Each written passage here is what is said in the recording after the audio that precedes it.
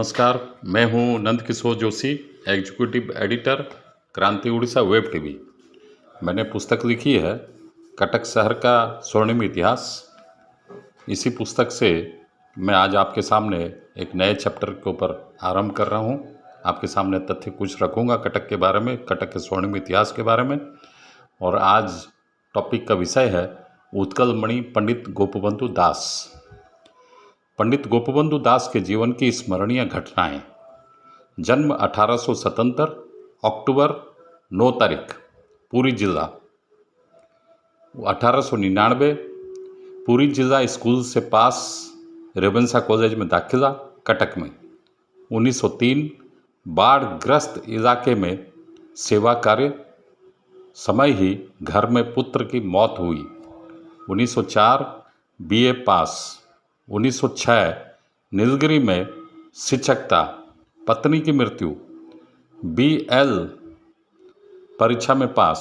1907 शिक्षकता, नौकरी त्याग, बाढ़ग्रस्त इलाकों में रिलीफ बंटन। 1908 पुरी में वकालत शुरू। 1909 सत्यवादी स्कूल उद्घाटन।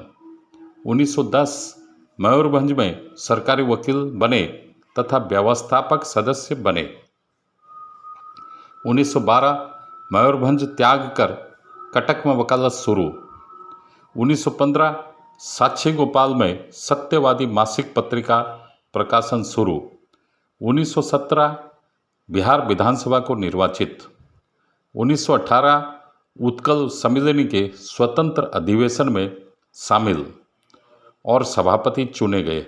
1919 कटक में आयोजित उत्कल सम्मेलनी में सभापति का भाषण।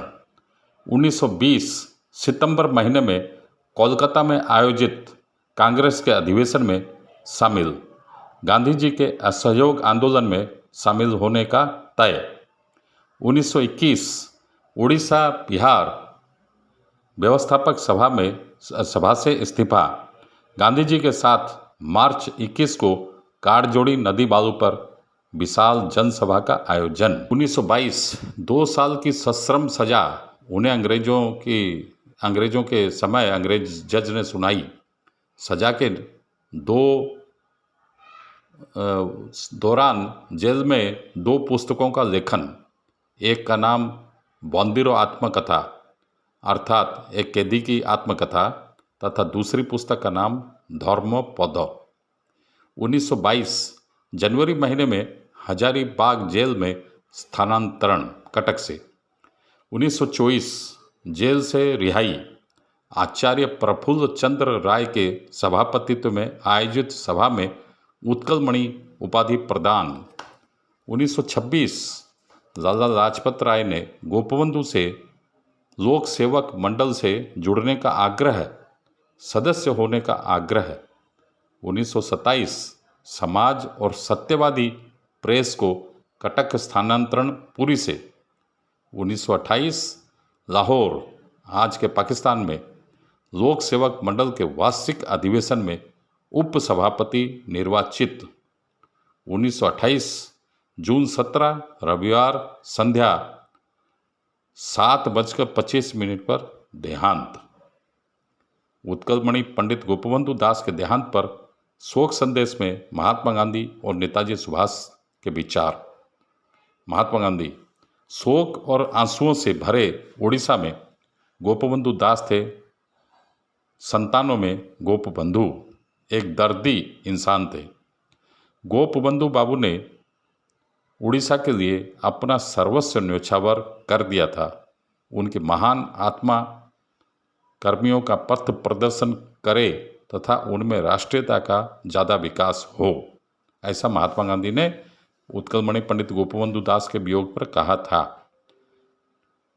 नेताजी सुभाष चंद्र बोस बोले, पंडित गोपबंधु दास उड़ीसा के राष्ट्रीय परिप्रेक्ष्य में राष्ट्रीयता में सर्वमान्य नेता थे। इसमें कोई संदेह नहीं है कि यह राष्ट्रीय आंदोलन मधुसूदन दास के द्वारा शुरू किया गया था, लेकिन वे पाश्चात्य चिंतन से विशेष प्रभावित थे। दूसरी तरफ उत्कल मणि पंडित गोपबंधु दास थे खांटी राष्ट्रवादी। साधारण जीवन धारा और उच्च चिंता में विश्वास रखते थे। सरल जीवन यापन और उच्च विचार उनके जीवन का व्रत था। उनके जीवन में आडंबर नहीं था, दीन दुखियों की सेवा ही उनका व्रत था।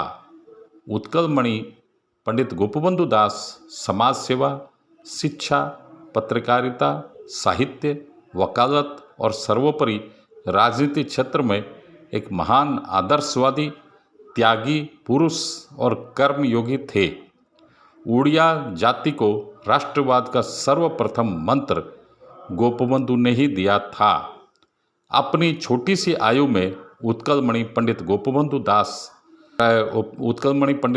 दास पराये दुख को अपना दुख समझते थे। हमेशा गरीबों की कमजोरों की सेवा में लीन तत्पर रहा करते थे। इसके लिए एवं जीवन के अंतिम क्षण तक सक्रिय थे। गोपबंधु दास द्वारा स्थापित राष्ट्रवादी अखबार दैनिक समाज आज गर्व से खड़ा है तथा लोगों की सेवा में तल्लीन है। उत्कलमणि पंडित गोपबंधु दास उड़िया जाति के त्राणकर्ता, मानववादी चिंतानायक और दीन दुखियों के सच्चे हितैषी थे। उड़िया जाति का परम सौभाग्य है कि ऐसे विश्व मानव गांधीवाद के श्रेष्ठ प्रतीक, विचारशील संपादक, साहित्य सृष्टा, कवि, सर्वोपरि प्रख्यात शिक्षाविद, आध्यात्मवादी, जननायक, पिछड़ा और स्वतंत्र राज्य के हिसाब से नहीं चिन्हित होने वाले उड़ीसा के घोर बुरे समय में यहाँ जन्म ग्रहण किए थे। यह अद्वितीय साधक अपने से छोटे जीवन काल में उड़ीसा को राष्ट्रीय मुख्य धारा में शामिल करने का भरसक प्रयास किए थे। जीवन के अंतिम क्षणों में उन्होंने अपनी जो वसीयत बनाई वो केवल एक महामानव ही बना सकता है। बचपन से ही इन्होंने अपने माता पिता को खोया। बाढ़ग्रस्त क्षेत्र में गरीबों की सहायता हेतु गए हुए थे। उस समय पीछे से बीमार होकर इनका इकलौता बेटा चला गया। 28 साल की उम्र में ही इनकी धर्मपत्नी ने इनका साथ छोड़ दिया और चल बसी।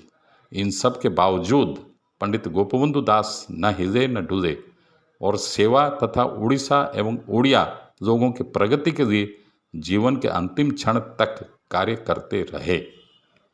इनके आचरण और उच्चारण में समानता का भाव था। वे सेवा, समर्पण और मानवीय मूल्यों के परम उपासक थे।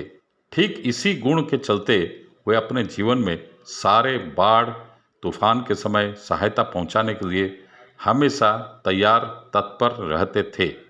सनातन धर्म के सरल सहज तत्व को गोपबंधु ने अपने जीवन में खूब उतारा था। गोपबंधु परोपकार, दया, करुणा, सेवा और मानवीय मूल्यबोध सनातन धर्म की ही उपज है, ऐसा मानते थे। भीमो भोई के पश्चात उड़ीसा में यदि किसी ने विश्व प्रेम, भाईचारा, सद्भाव, बिना शर्त समर्पण और करुणा को आधार माना तो वे हैं पंडित गोपबंधु दास।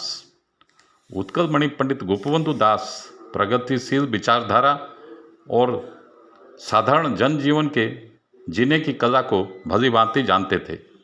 मजदूर संघों का गठन करना, दुखियों को अपार प्रेम और स्नेह देना, दुखियों के लिए हमेशा संग्राम करना, यही उनके जीवन का ध्येय उद्देश्य रहा था। उड़िया भाषा और उड़ीसा प्रदेश उनके शरीर में पूरा रच बस गया था।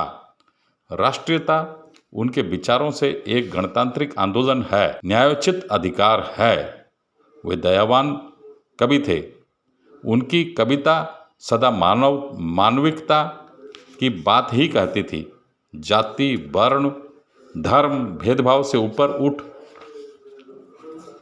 कर एक समृद्धशाली समाज के गठन के बारे में वे हमेशा सोचा करते थे।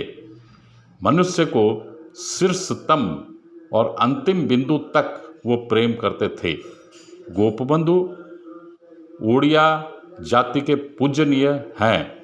दैनिक समाज, पत्रकारिता, संगठन, राजनीति, साहित्य, शिक्षा और सेवा सब में उन्होंने कीर्तिमान स्थापित किया है। मातृभूमि और मातृभाषा को समृद्धशाली बनाने के लिए उड़ीसा और उड़ीसा के बाहर शिक्षा का दीपक जलाया है। उनकी नीति आदर्श आज भी प्रासंगिक हैं। वह नैतिक मूल्यबोध, कर्म संस्कृति और राष्ट्रीयता के प्रतीक हैं। आज के समय में उनके जैसे त्यागी पुरुष महात्मा का घोर अभाव है। सब कुछ समर्पण कर मूल्यबोध की रक्षा के लिए वे हमेशा कार्य करते रहते थे। 4 जनवरी 1964 में भारत के डाकतार विभाग ने पंडित गोपोंदु दास के सम्मान में एक डाक टिकट जारी किया था।